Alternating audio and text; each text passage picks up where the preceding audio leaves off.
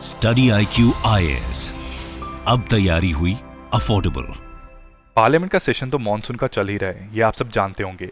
और अभी के रीसेंट सेशन में एक काफ़ी इंपॉर्टेंट डेवलपमेंट हुई है जहां पे सरकार ने डेटा प्रोटेक्शन बिल को मंजूरी दे दी है। जी हाँ, पार्लियामेंट के दोनों हाउसेज ने इसे पास कर दिया है। पहले ये लोकसभा से पास हो चुका था और रिसेंटली राज्यसभा से भी इसको मंजूरी मिल चुकी है। अब प्रेसिडेंट का असेंट मिलते ही ये एक एक्ट बन जाएगा और भारत के डिजिटाइजेशन में एक नया चैप्टर का आगाज होगा। लेकिन सवाल ये बनता है कि आखिर इस डेटा प्रोटेक्शन बिल की ज़रूरत पड़ी क्यों। एक्चुअली दोस्तों, आप सब जानते हैं कि आज के समय में इंटरनेट एक लग्जरी से ज़्यादा नेसेसिटी बन चुका है। हम कई चीज़ों के लिए इंटरनेट यूज़ करते हैं। आपने चाहे कोई एग्ज़ाम का फॉर्म भरना हो, या फिर आपने किसी जॉब के लिए अप्लाई करना हो, या फिर जॉब लेने के बाद अगर आपको मैट्रिमोनियल साइट्स पर भी अपना डाटा देना है, अपनी एक प्रोफाइल बनानी है, तो उसके लिए आपको अपना बहुत पर्सनल डाटा देना पड़ता है।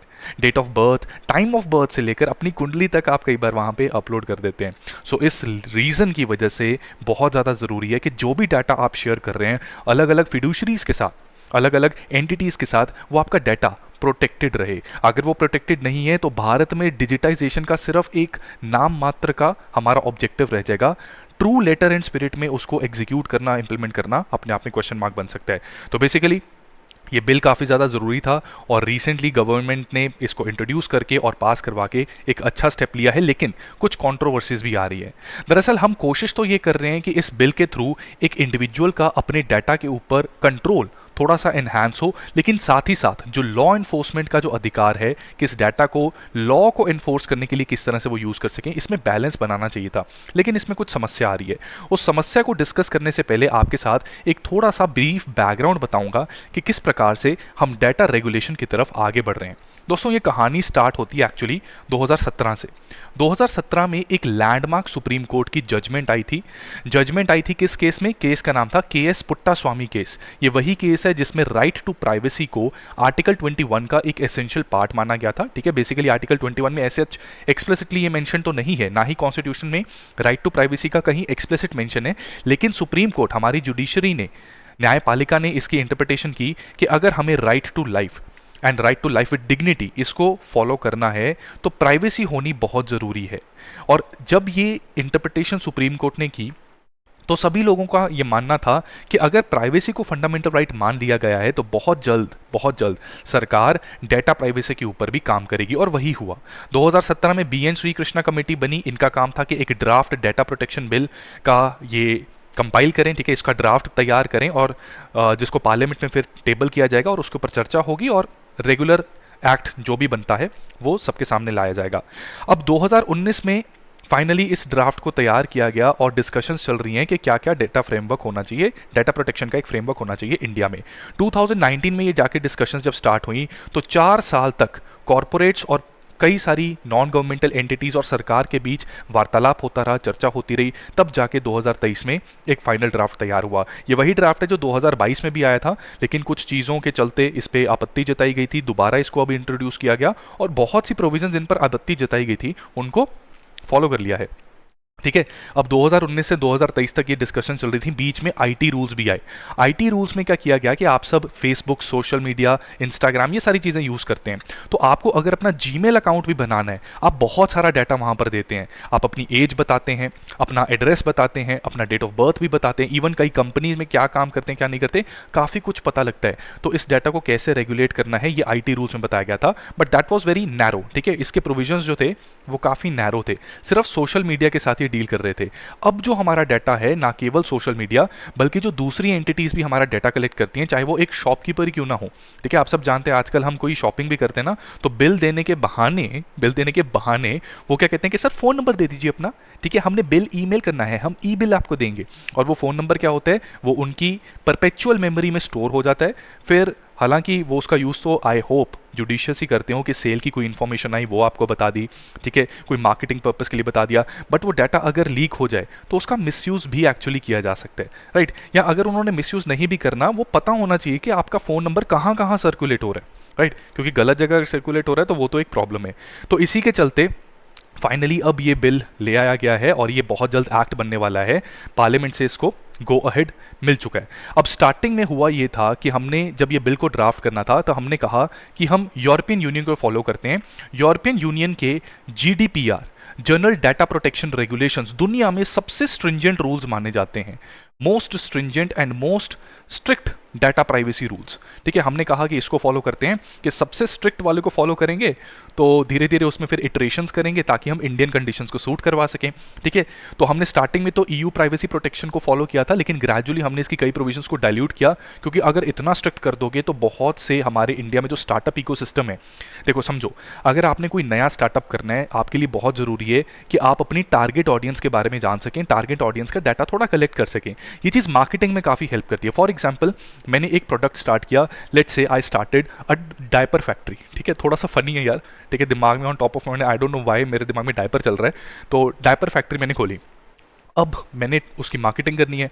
मार्केटिंग में अगर मेरे पास कहीं से ये डाटा है कि सो एंड सो एज से मैरिड लोग हैं जिनका 1 से 2 साल या 0 to 2 ईयर्स की एज का कोई बच्चा है, ठीक है, तो उनको मैं टारगेट कर सकता हूँ। उनका अगर डाटा है तो मैं अपने प्रोडक्ट की एड्स कोशिश कर सकता हूँ कि उनके मोबाइल पे उन्हें नज़र आती रहे, मेरे जो डायपर के सेलिएंट फीचर्स हैं वो उनको दिखते रहें।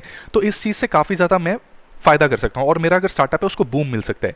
तो इंडिया में स्टार्टअप को बूस्ट करने के लिए हम यूरोपियन यूनियन जितने बहुत ज़्यादा स्ट्रिक्ट रेगुलेशन स्टार्ट नहीं कर सकते थे, तो हमने डाइल्यूट की कई चीज़ें और यूएस के सिस्टम को फॉलो किया, जहाँ पर काफ़ी मतलब नॉर्मल रिस्ट्रिक्शंस हमने लगा के रखी ताकि एक बैलेंस बनाया जा सके। इस बैलेंस को बनाने के लिए हमने हमारे डाटा प्राइवेसी बिल में 7 मुख्य सिद्धांतों का पालन किया है, 7 प्रिंसिपल्स को फॉलो किया है, जिसमें बेसिकली हम कह रहे हैं कि हमने जो डाटा कलेक्ट करना है वो कानूनी तरीके से कलेक्ट करेंगे। ये एक फेयर प्रोसेस होना चाहिए। जिसका डाटा कलेक्ट किया जा रहा है, अगर आपका डाटा कलेक्ट किया जा रहा है तो आपको बताया जाएगा कि हम कलेक्ट कर रहे हैं, इस पर्पस के लिए कर रहे हैं और इतनी देर बाद ये डाटा खत्म कर दिया जाएगा, आपको कोई टेंशन लेने की जरूरत नहीं, राइट। इसी के साथ साथ पर्पस भी बताया जाएगा, ठीक है, वो तो पता लग ही गया कि अगर ट्रांसपेरेंट और फेयर तरीका है, लॉफुल तरीका है, तो वो पर्पस भी डेफिनेटली उसमें बताया जाएगा। फिर कोशिश ये की जाएगी कि मिनिमम डाटा बताया जाए। अब आप खुद बताइए, अगर आपने लेट्स से सोशल मीडिया कोई अकाउंट बनाना है, कई बार वो आपके पेट का नाम पूछ लेते हैं कि आपके पास कोई कुत्ता है, क्या आपके पास कोई बिल्ली है, ठीक है, तो क्या करोगे यार, उसका मतलब ये क्यों जानना है, आपको कौन सा रंग पसंद है, बहुत सारा डाटा इकट्ठा किया जाता है, वो फिर न्यूरो मार्केटिंग में यूज़ किया जाता है कि लोग सोचते कैसे हैं।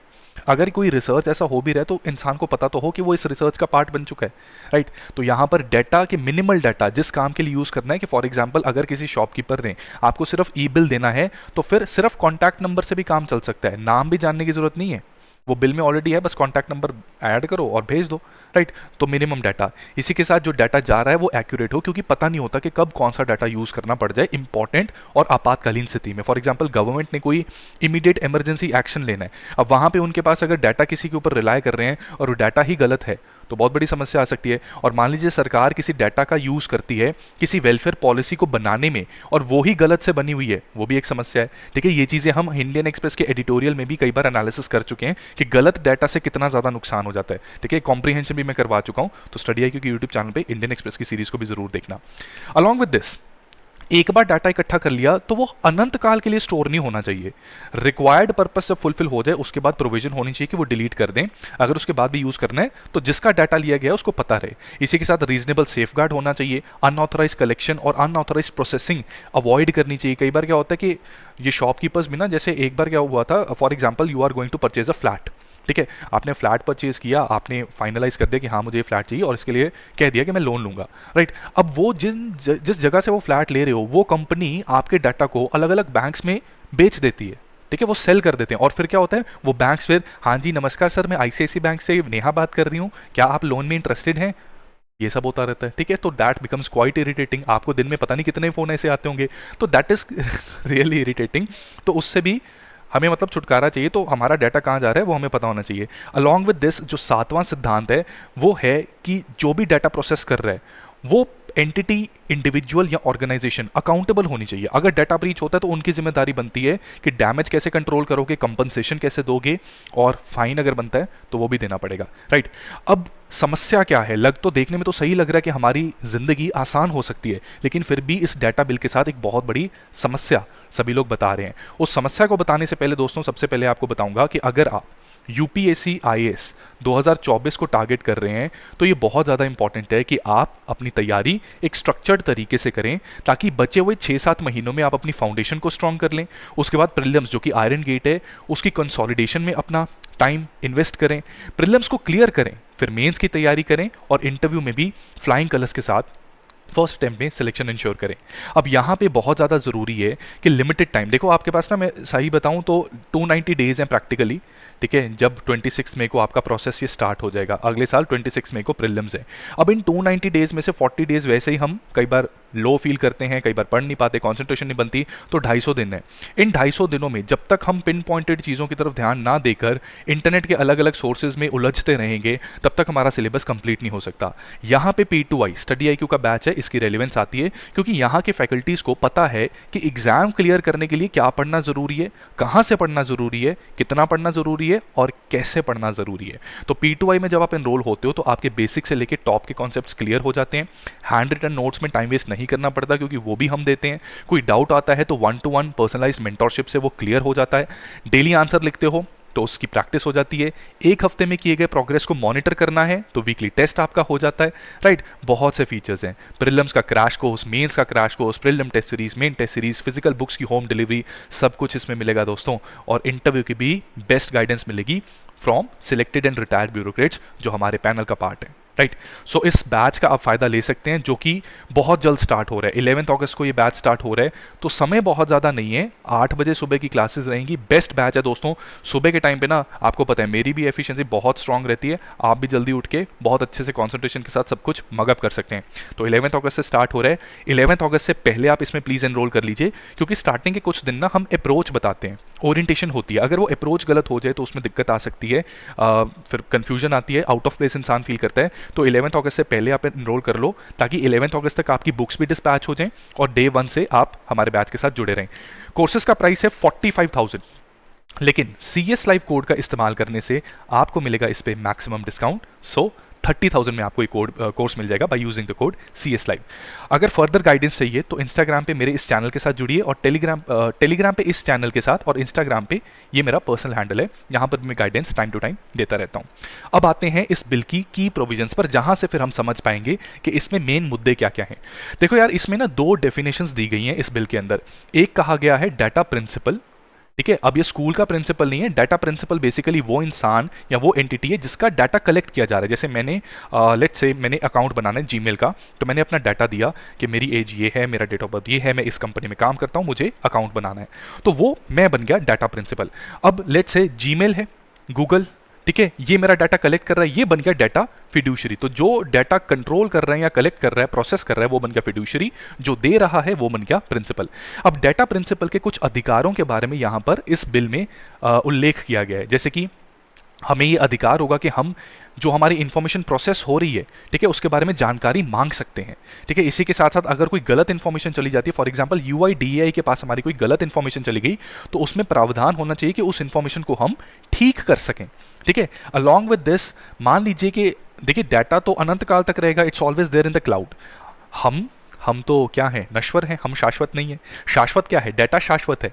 तो इसमें अगर हमारी मृत्यु हो जाती है तो हम एक पर्सन नॉमिनेट कर सकते हैं जो हमारे बिहाफ पे डिसीजन लेगा कि हमारा डाटा फिर आगे कैसे यूज़ हो सकता है। इसी के साथ अगर हमारी कोई शिकायत है कि गलत डाटा ब्रीच हो गया, मिसयूज़ हो रहा है, हमें इन्फॉर्मेशन नहीं दी जा रही, तो वहाँ पे हमारा ग्रीवेंस भी रिड्रेस किया जाएगा।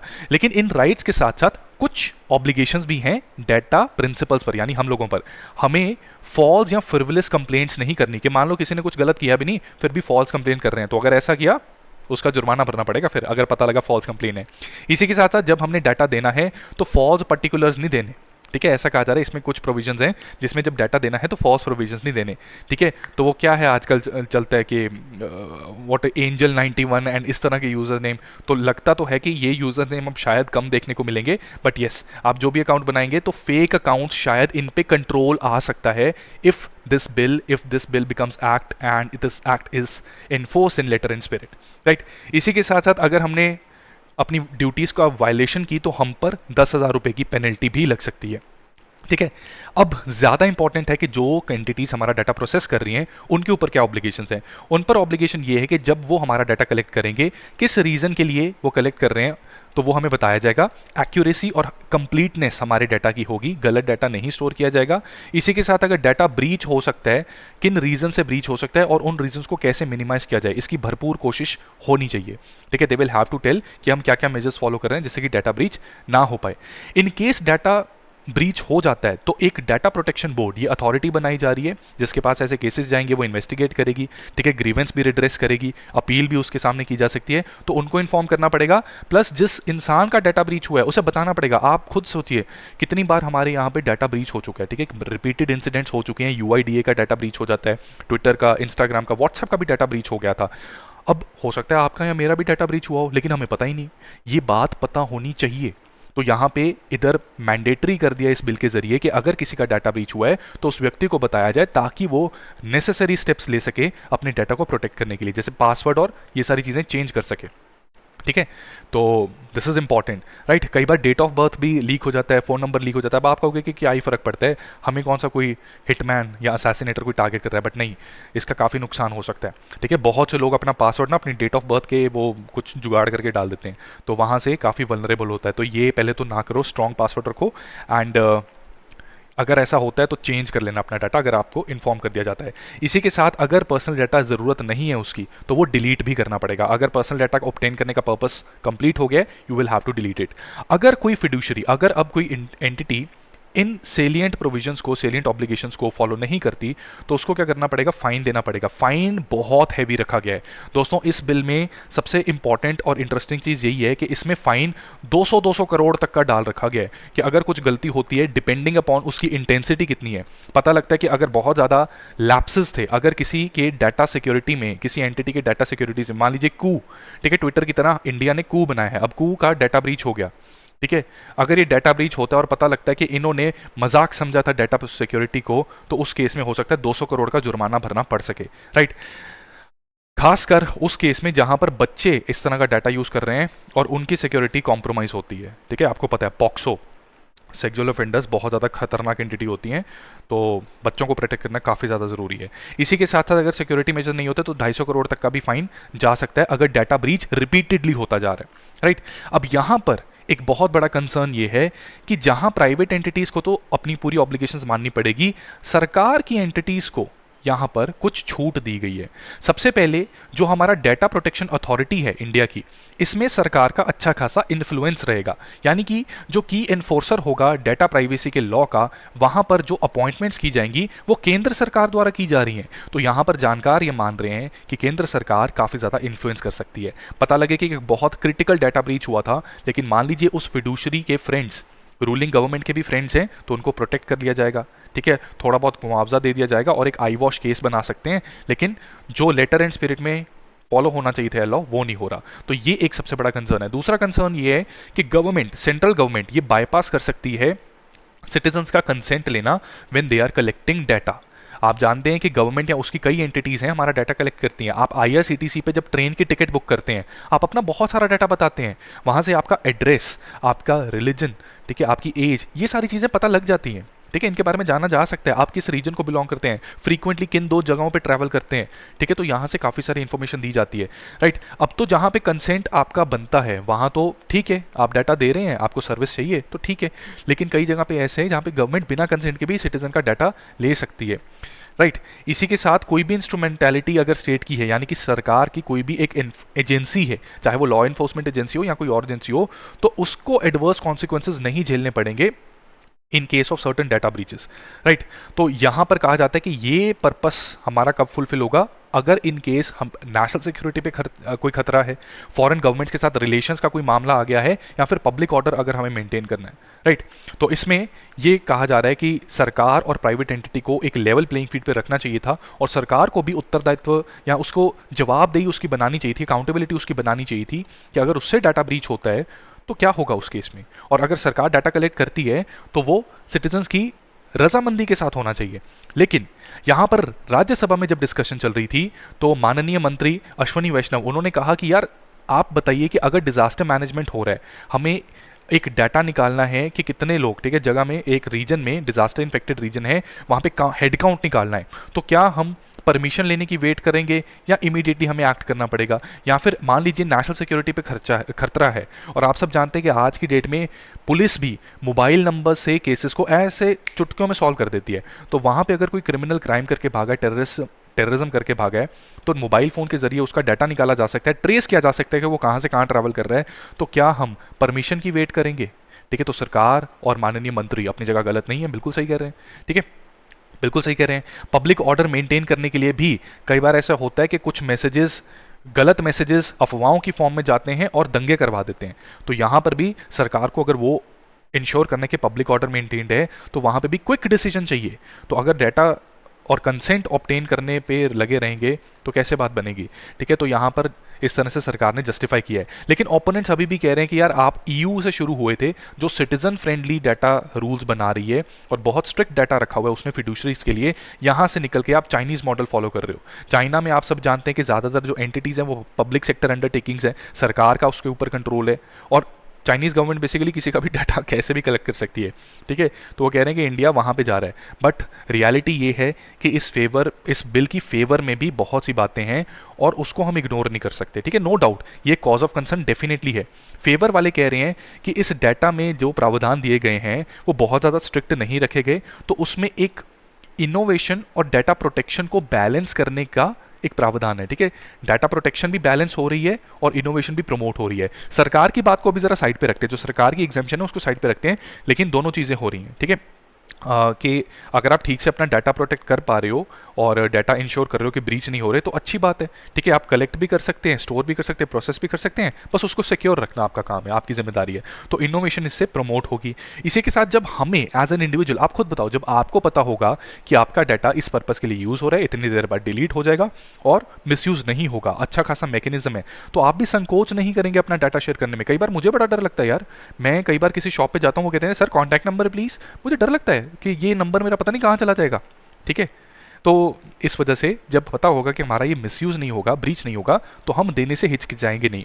और जब स्टार्टअप्स में कॉन्टैक्ट नंबर और ऐसी इन्फॉर्मेशन चाहिए होती है तो उनको भी इस चीज़ का फ़ायदा मिल सकता है। ठीक है, अगर उनके क्लाइंट्स उन पर ट्रस्ट करते हैं कि डाटा ब्रीच नहीं होगा, सेफगार्ड्स प्रॉपर मौजूद हैं। इसी के साथ डाटा हैंडलिंग को लेकर जवाबदेही बनेगी, अकाउंटेबिलिटी रहेगी, राइट। और ये सारी चीज़ें अल्टीमेटली हमारे डिजिटल इकोनॉमी के ऑब्जेक्टिव को अचीव करने में काफ़ी मदद करेगी, राइट। सो ये इसके आर्ग्यूमेंट्स हैं। अब जहाँ तक सरकार के कटाक्ष की बात है, जो क्रिटिसिज्म इस बिल का है दोस्तों, देखो यार, मुझे ऐसा लगता है कि कोई भी चीज़ परफेक्ट नहीं होती। भारत अभी डिजिटल इकोनॉमी की तरफ बढ़ रहा है, तो हम मान के चलें कि आने वाले समय में ये साइबर अटैक्स, ठीक है, साइबर अटैक्स और कई सारे जो फिशिंग अटैक्स होते हैं वो बढ़ सकते हैं, राइट। क्राइम भी, साइबर क्राइम भी बढ़ सकता है। अब ऐसे में लॉ इन्फोर्समेंट एजेंसीज को थोड़ी सी छूट देनी तो ज़रूरी है ताकि वो अपना काम एफिशिएंटली कर सकें। और जब भी कोई प्रावधान आया है, जब भी कोई पॉलिसी आई है, पहली गो में कोई भी पॉलिसी परफेक्ट नहीं होती, हमें उसको एक ट्रायल देना चाहिए। हमें इस बिल को ट्रायल देना चाहिए। ट्रायल देने के बाद हमें पता लगेगा कि क्या क्या चीज़ें इसमें इंप्रूव हो सकती हैं। ऑपोजिशन ने अपना काम किया कि उन्होंने अपने कंसर्न्स जताए, but let us give it a try. सरकार भी अपनी जगह गलत नहीं है। अगर ट्रायल के बाद, ठीक है, इसको 1 ईयर चला के देखो, 6 महीने चला के देखो, उसके बाद अगर लगता है कि नहीं, इसमें ज़रूरत है प्रावधान की या अमेंडमेंट की, ठीक है, संशोधन की इसमें ज़रूरत है, तो फिर पार्लियामेंट लगती तो है, सेशन लगते हैं, डेडलॉक मत क्रिएट करो और इस बिल को, इस एक्ट को अमेंड कर दो। उसमें किसने रोका है, राइट। तो कमेंट्स में ज़रूर बताइएगा दोस्तों कि आपको क्या लगता है कि क्या इसमें कुछ ज़्यादा बड़ा कंसर्न है जो हम सब इग्नोर कर रहे हैं, या फिर जेन्युइन कंसर्न्स हैं लेकिन फिर भी हमें इसको ट्रायल देना चाहिए और अगर ज़रूरत पड़ती है तो अगले पार्लियामेंट के सेशन में रिक्वायर्ड संशोधन किया जा सकता है। कमेंट्स में ज़रूर बताइएगा दोस्तों। आज के लिए इतना ही, जल्दी आपसे क्लासेस में मिलूंगा। P2I students do enrol timely, 2 दिन रह चुके हैं आपकी क्लासेस में, वहाँ पे मिलेंगे जल्द ही। और कोर्सेज में एनरोल करने के लिए use the code CSLIVE for the maximum discount. That's all from my side today. Wish you all the best. Thank you so much.